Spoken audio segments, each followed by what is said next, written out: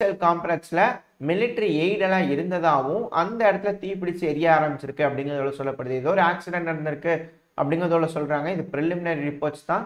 என்ன நடந்தது ஏது நடந்ததுன்றது லைனா டீட்டெயில்ஸ் வந்துச்சுன்னா அடுத்த பதிவுல பார்ப்போம். ஆனா இந்த இடத்துல உக்ரைனுக்கு கொடுக்கக்கூடிய சில முக்கியமான மிலிட்டரி எய்டு பேக்கேஜ் இங்க இருந்திருக்கு. அது இப்ப தீப்பிடிச்சு எரிஞ்சிச்சு. இதனால உக்ரைனுக்கு போகக்கூடிய எய்டுல கொஞ்சம் தாமதமாகும். இதனால உக்ரைனுக்கு கொஞ்சம் பிரச்சனையா இருக்குமா அப்படிங்கிறது போல இருக்கு. ஏன்னா ஆல்ரெடி அமெரிக்க தரப்புல இருந்து உக்ரைனுக்கு எந்த எய்டும் புதுசா போறதுக்கு விடாம இந்த செனட் சபையில பிரச்சனை இருக்கு, இழுபறி நடந்துகிட்டு இருக்கு. இப்ப இருக்கக்கூடிய ஆளும் அரசாங்கம் கொடுக்கணும்னு நினைக்கிறாங்க. ஆனா எதிர்கட்சியில இருக்கிறவங்க கொடுக்க மாட்டோம் அப்படிங்கிறது போல இருக்கிறாங்க. இப்படி இருக்கும்போது ஆல்ரெடி கொடுக்கறதுக்காக இருக்கக்கூடிய இந்த எய்டும் தீப்பிடிச்சிருச்சா, இதனால உக்ரைனுக்கு மிகப்பெரிய பிரச்சனை வந்துருமா அப்படிங்கிறது போல அனலிஸ்ட் எல்லாம் சொல்லிட்டு இருக்கிறாங்க. ஏன்னா இப்போ ரஷ்யா அதிக அளவுல முன்னேறிட்டு இருக்கிறாங்க. இந்த சமயம்னு பார்த்து இது காலவாரி விட்டுச்சுன்னா உக்ரைனால எப்படி டிஃபெண்ட் பண்ண முடியும் அப்படின்ற கேள்வியெல்லாம் வருது. இதனால இங்க ஒரு தீ விபத்து நடந்திருக்கு. இதனால உக்ரைனுக்கு ஏதாவது பின்னடைவா என்னன்றதை பொறுத்து இருந்து பார்ப்போம். அது கூடவே ரஷ்யாவோட கட்டுப்பாட்டுக்குள்ள இருக்க கிரீமியா பகுதிக்குள்ள 4 மிசைல்களை உக்ரைன் ஏவி விட்டதாகவும் அந்த 4 மிசைல்களை ரஷ்யா தரப்புல சக்சஸ்ஃபுல்லா டவுன் பண்ணிட்டோம் அப்படிங்கிறத சொல்லிக்கிறாங்க.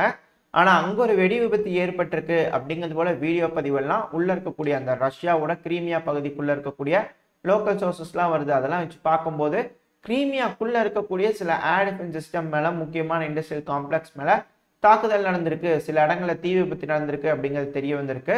இப்படி ஒரு சம்பவம் நடந்ததா ரஷ்ய தரப்புலன்னு சொல்லப்படல. ஆனா சில வீடியோ பதிவுகள் அப்படிதான் சொல்லப்படுது. இது மேபி என்னைக்காவது ஒரு நாள் எடுத்துதான் இருக்கும். அது இப்ப நடந்ததா காட்டின மாதிரி இருக்கலாம். ஆனா உக்ரைன் தரப்புல இருந்து அதை கன்ஃபார்ம் பண்ணிக்கிறாங்க. அதாவது உள்ள இருக்கக்கூடிய உக்ரைனுக்கு ஆதரவா இருப்பாங்களா, கிரீமியான்றது உக்ரைனோட பகுதின்னு உக்ரைன் நம்புறாங்க. அப்படி இருக்கும்போது கிரீமியாக்குள்ள உக்ரைனோட ஆளுங்களும் இருப்பாங்க இல்லையா, அவங்க தரப்புல இருந்து கன்ஃபார்ம் பண்ணதா உக்ரைன் தரப்புன்னு சொல்றாங்க. எங்களோட டார்கெட் ஹிட் ஆயிடுச்சு அப்படிங்கிறத உக்ரைன் தரப்புன்னு சொல்றாங்க. இது போர் சூழல், இதையும் உறுதிப்படுத்த முடியாது. ஆனா இது போல மிசைல்களை ஏவி இருக்கிறாங்க. அது சில இடங்கள்ல விழுந்து வெடிச்சிருக்கு. அட்லீஸ்ட் உதிரி பாகங்களாவது விழுந்து வெடிச்சிருக்கும் இல்லையா. இது போல விஷயம் நடந்திருக்கு அப்படிங்கிறது நம்மளால புரிஞ்சுக்க முடியுது. இது போல பல தகவல்கள் தான் இந்த பதிவுல இருக்க போது. அனைவருக்கும் வணக்கம். நான் உங்கள் செந்தில். இது உங்கள் செந்தில் டிஃபென்ஸ். பதிவுக்குள்ள போறதுக்கு முன்னாடி நம்ம சேனல் இன்னும் சப்ஸ்கிரைப் பண்ணலாம், மறக்காம சப்ஸ்கிரைப் பண்ணிக்கோங்க. அப்பதான் நம்ம எப்போ பதிவுகளை போட்டாலும் உங்களுக்கு நோட்டிபிகேஷன் வராது. கூடவே நம்ம சேனலும் அடுத்ததுக்கான வளர்ச்சி அடைய எனக்கு கொஞ்சம் மோட்டிவேஷனா இருக்கு. இது போல தொடர்ந்து பதிவுகளை போடுறதுக்கு உங்களோட ஆதரவு எப்ப எனக்கு இருக்குன்ற நம்பிக்கையில பதிவுக்குள்ள போயிடலாம். ரஷ்யா உக்ரைனோட பொக்ரஸ்க் பகுதியில் இருக்கக்கூடிய அட்மினிஸ்ட்ரேட்டிவ் பில்டிங்ல குறி வச்சு தாக்குதல் பண்ணிக்கிறாங்க. இந்த பொக்ரஸ்க்ல 2 தடவை தாக்குதல் பண்ணதா சொல்லப்பட்டிருக்கு, வேவ் பை வேவா. அந்த சமயத்துல சில சிவிலியன் இன்ஃப்ராஸ்ட்ரக்சர், அட்மினிஸ்ட்ரேஷன் பில்டிங், கார்கள் இது போல பலதும் டேமேஜ் ஆயிருக்கு, தீ விபத்து ஏற்பட்டிருக்கு அப்படிங்கிறத உக்ரைன் தரப்புலன்னு சொல்லிக்கிறாங்க. அது கூடவே ரஷ்யா உக்ரைனோட கெல்மிட்ஸ்கி பகுதியில் ட்ரோன்கள் அனுப்பி விட்டுருக்காங்க. அந்த ட்ரோன்களை டவுன் பண்ணதா சொல்லப்பட்டு வருது. ஆனா சில இடங்கள்ல வெடி விபத்து நடந்திருக்கு. இதுவும் அந்த ட்ரோன்களை டவுன் பண்ணும்போது உதிரி பாகங்கள் அங்கேயும் விழுந்து வெடிச்சிருந்திருக்கலாம். ஏன் இந்த கெல்மிட்ஸ்கி ஒப்லாஸ்டை அடிக்கடி ரஷ்யா குறி வச்சு தாக்குதல் பண்ணிட்டு இருக்காங்க அப்படின்னு தெளிவா ஒரு பதிவுல பார்த்திருப்போம். இருந்தாலும் திரும்பவும், ஏன்னா இந்த கெல்மிட்ஸ்கி ஒப்லாஸ்ட்ல ஏர்ஃபீல்ட்ஸ் அதிகமா இருக்கு. இந்த ஏர்ஃபீல்ட்ஸ்ல இருந்து தான் F-16 ஃபைட்டர் ஜெட்ஸை உக்ரைனால டேக் ஆஃப் பண்ணவோ லேண்டிங் பண்ணவோ முடியும்.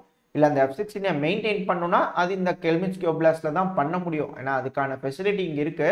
அது மட்டும் இல்லாம கிரிஃபின்ஸை உக்ரைனோட எந்த பகுதியிலிருந்து வேணாலும் டேக் ஆஃப் பண்ணலாம். அதனால ரஷ்யா குறி வச்சு இந்த பகுதிகளை தாக்குதல் பண்ணிட்டு இருக்கிறாங்க. அது மட்டும் இல்லாம இங்க இருக்கக்கூடிய அந்த ஸ்டாரோமைஸ்கி இருக்குல்ல, அந்த இடத்துல தான் இந்த உக்ரைனுக்கு இந்த பிரிட்டனால கொடுக்கப்பட்ட அந்த ஸ்டார்ம் ஷேடோ மிசைல்லாம் இருக்கு அப்படிங்கிறத உக்ரைன் தரப்பு வந்து லீக் பண்ணியிருந்தாங்க. ஆனால் அங்க சமீபத்துல ஒரு தாக்குதல் பண்ணி பெருமளவுல டேமேஜ் பண்ணியிருந்தாங்க ரஷ்யா. அதுவும் முன்னாடி ஒரு 3-4 மாசம் இருக்கும். இப்போ அதே போல அதிக அளவில் ஆயுதங்கள் வந்துச்சுன்னா அங்கதான் வச்சிருப்பாங்க. அதனால அங்க தாக்குதல் பண்ணலாம் அப்படிங்கிறது போல தான் ரஷ்யா அடிக்கடி ட்ரோன்களையே ஊட்டுறாங்க. அதனால அங்க அடிக்கடி இது போல தீ விபத்து நடக்குது, வெடி சத்தம் கேட்கல காமனா ஒரு விஷயமா மாறிடுச்சு அப்படிங்கிறத சொல்லப்பட்டு வருது. இந்த வருஷத்தோட தொடக்கத்துல இருந்தே கொஞ்சம் மோசமான செய்திகள் தான் வந்துகிட்டு இருக்கு. அதுவும் இப்ப நடந்துட்டு இருக்கக்கூடிய பிரச்சனைகள் பெருமளவுல மாறுறதுக்கு வாய்ப்பு இருக்கு. அது கூடவே புது புது பிரச்சனைகள் உருவாகிறதுக்கும் வாய்ப்பு இருக்கு அப்படிங்கிறதோட சொல்லப்பட்டு வருது. ஏன்னா ஆல்ரெடி இந்த வெனிசுவேலா கயானா ஆரம்பத்துல இருக்கு, அடுத்து இந்த எத்தியோப்பியா எஜிப்து ஆரம்பத்துல இருக்கு, சைனா தைவான் ஆரம்பத்துல இருக்கு, சவுத் கொரியா நார்த் கொரியா ஆரம்பத்துல இருக்கு. இது போல பல பிரச்சனைகள் பார்த்துட்டு இருப்போம். இப்படி இருக்கும்போது இந்த இஸ்ரேல் காசா பிரச்சனையில கொஞ்சம் முடிவு வருமா, இதுக்காக அமெரிக்கா அழுத்தம் கொடுப்பாங்களா இஸ்ரேலுக்கு அப்படிங்கிறதெல்லாம் பார்த்துட்டு இருக்கோம். ஏன்னா ஆண்டனி பிளிங்கன் அவர்கள் இருக்காருல, அமெரிக்காவோட செக்ரட்டரி ஆஃப் ஸ்டேட், அவர் இந்த இஸ்ரேலுக்கு வரப்போறாரு. அவர் ஏதாவது பேச்சுவார்த்தை நடத்தி ஏதாவது சுமூகமா முடிவுகள் தீர்வுகள் கொண்டு வரதுக்கு வாய்ப்பு இருக்கா அப்படின்னு இருக்கும்போது, இந்த ரஷ்யா உக்ரைன் பிரச்சனையில ரஷ்யாவும் உக்ரைனும் பயங்கரமா தீவிரமா தாக்குதல் பண்ணிக்கிறாங்க. இப்படி இருக்கும்போது இப்படி ஒரு சூழ்நிலையில நார்த் கொரியா சவுத் கொரியால திரும்ப ஒரு கிளாஷ் நடந்திருக்கு. நார்த் கொரியா 200 ஆர்ட்லரி ஷெல்களை சவுத் கொரியாவோட கடல் பரப்பை நோக்கி ஃபயர் பண்ணதான் சொல்லப்பட்டு வருது. இது ஒரு எஸ்கலேஷன். ஏன்னா இதுக்கு பதிலடி கொடுக்கும் விதமா இதே போல ஒரு வேலையை சவுத் கொரியாவும் செய்வாங்க அப்படிங்கிறத சொல்லப்படுது. ஏன் நார்த் கொரியா இது போல செஞ்சாங்கன்னா, ஏன்னா அவங்க தரப்புலயும் ஒரு நியாயம் இருக்கும் இல்லையா, எப்பவுமே ஒரு நியாயத்தை சொல்லிட்டு தான் செய்யறாங்க எல்லாருமே. அப்படி இருக்கும்போது நார்த் கொரியா தரப்பு வந்து என்ன சொல்றாங்கன்னா, இது போல சவுத் கொரியா அவங்களோட லைவ் ட்ரில்ஸை, மிலிட்டரி ட்ரில்ஸை தொடர்ந்து செஞ்சுக்கிட்டே இருக்கிறாங்க.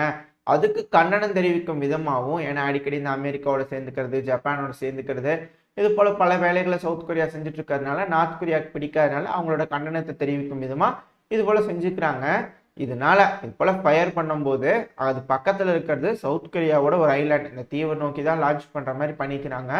அங்க இருக்கக்கூடிய மக்களை முன்னெச்சரிக்கை நடவடிக்கையா பங்கரை கூட்டிட்டு போயிருக்கிறாங்க. இது போல தொடர்ந்து நடந்துகிட்டே இருக்கும் பட்சத்துல சவுத் கொரியாவை இதுக்கு பதிலடி கொடுக்கறதுக்காக திரும்ப ஃபயர் பண்ணுவாங்க அப்படிங்கிறதோட சொல்லியிருக்கிறாங்க. இதெல்லாம் கொஞ்சம் கண்ட்ரோல்டா தான் இருக்கும். ஆனா ஏதோ ஒரு இடத்துல ஒரு தவறுகள் நடந்துருச்சு, அதனால சில சேதாரங்கள் ஆயிடுச்சுன்னா யாராலையும் எதுவும் செய்ய முடியாது. அது ஒரு ரெட் லைனை கிராஸ் ஆன மாதிரி ஆயிரும். அதுக்கப்புறம் இந்த சவுத் கொரியா நார்த் கொரியா பிரச்சனை திரும்பவும் முட்டிக்கிட்டு வெடிச்சிருச்சுன்னா திரும்பவும் அமெரிக்காவுக்கு ஒரு பிரச்சனை வந்து சேர்ந்துரும் அப்படிங்கிறதோட சொல்லப்பட்டு வருது. ஏன்னா அமெரிக்கானால எல்லா நாடுகளுக்கும் ஒரே நேரத்துல ஃபண்டிங் பண்ண முடியாது. ஒரு பிரச்சனையா வந்துச்சுன்னா அவங்களால ஹேண்டில் பண்ண முடியும்.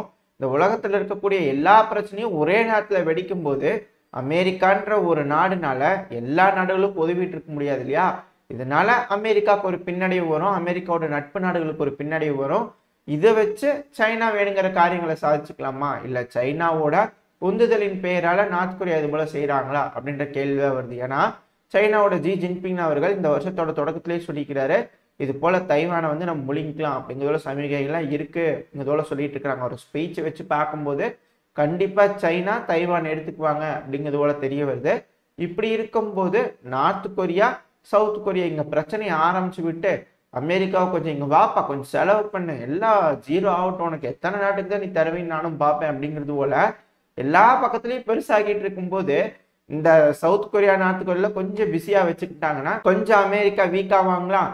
அப்படி வீக் ஆகும் பட்சத்துல அமெரிக்கா வீக் ஆயிட்டாங்க, ஓகே இப்ப நம்ம ஸ்ட்ராங்கா அடிப்போம் அப்படின்னு சொல்லி சீனா இந்த தைவான் அடிச்சிருவாங்களா அப்படின்ற கேள்வி வருது. அது மட்டும் இல்லாம இப்ப தைவான் தரப்புல இருந்தெல்லாம் என்ன சொல்லிட்டு இருக்கிறாங்கன்னா, இந்த தைவான்ல மட்டும் இந்த பீஜிங்க்கு ஆதரவான இருக்கிறாங்கல்ல, ப்ரோ பீஜிங் அப்படின்றாங்க, அந்த நபர் ஜெயிச்சுட்டாங்கன்னு வச்சுக்கோங்க, கண்டிப்பா சீனா வந்து தைவான மொழிக்கோ கொஞ்சம் பார்த்து ஓட்டு போடுங்க அப்படிங்கிறதோட சொல்லிட்டு இருக்கிறாங்க. ஆனா தைவான்ல இருக்கிற மக்களுக்கே இருவேறு கருத்துகள் இருக்கு. நம்ம ஏன் சீனா கூட இருக்கக்கூடாது, இப்ப அங்க போய் இருந்துட்டாதான் என்னப்பா அப்படிங்கிறது போல அங்க இருக்கிற மக்கள்ல ஒரு சாரார் மக்களுக்கு இருக்கு. இன்னொரு சாரார் மக்களுக்கு யாரோ இருங்க, யாரு கூடயோ இருங்க, எங்களை நிம்மதியா வாழ விடுங்க அப்படிங்கிறது போல இருக்கு. இன்னொரு சாரார் மக்களுக்கு இல்ல, தைவான்றது தனி நாடு அப்படிங்கிறது போல இருக்கு. இப்ப இந்த மூணு சார்புல இந்த ரெண்டு சார்பு இருக்கிறாங்க தெரியுமா, இந்த சீனா ப்ரோ சீனாவும் அப்புறம் இந்த ப்ரோ தைவான் இருக்காங்க இல்லையா, இவங்களுக்குள்ள பிரச்சனை வந்துருமா, இல்ல உள்நாட்டுக்குள்ள கலவரம் வரும்போது சைனா வந்து அதை சாதகமா பயன்படுத்தி தைவானை முழிக்குமா அப்படிங்கிறது போல யோசிச்சுட்டு இருக்காங்க அனலிஸ்ட். ஆனா தைவான் இது போல எதுவும் வரக்கூடாதுன்றதுக்காக பல ப்ரிகாஷனரி ஸ்டெப்ஸ் எடுத்துட்டு இருக்கிறாங்க. அது மட்டும் இல்லாம தைவானை ப்ரொடெக்ட் பண்றதுக்காக பல வேலைகளில் ஈடுபட்டு இருக்காங்க. சமீபத்துல கூட ஒரு சப்மரைனை வந்து அவங்க உருவாக்கி இருந்தாங்க, சப்மரைனை களமிறக்கி விட்டு இருந்தாங்க. அந்த சப்மரைனோட சீக்ரெட்ஸை சைனாக்கு வந்து லீக் பண்ணிட்டாங்க அப்படிங்கிறது போல செய்திகள் கசிஞ்சு அது யாரு என்ன அப்படிங்கிறது போல தேடிட்டு இருக்கும்போது அதை லீக் பண்ணது சவுத் கொரியாவை சேர்ந்த சில நபர்கள் அப்படிங்கிறது போல யோசிச்சு அதை கண்டுபிடிச்சு அந்த ரெண்டு நபர்கள் வந்து அரெஸ்ட் பண்ணிக்கிறாங்க. சவுத் கொரியா தரப்புல இருந்து அதை சொல்லிக்கிறாங்க. இதெல்லாம் வச்சு பார்க்கும்போது தைவானுக்குள்ளேயே சில பிரச்சனைகள் வர்றதுக்கு வாய்ப்பு இருக்கு. அது கூட தைவானோட நட்பு நாடுகள் சொல்றாங்க இல்லையா, அவங்களுக்குள்ளேயும் ஒற்றுமை இல்லை அப்படிங்கிறது போல தெரிய வருது.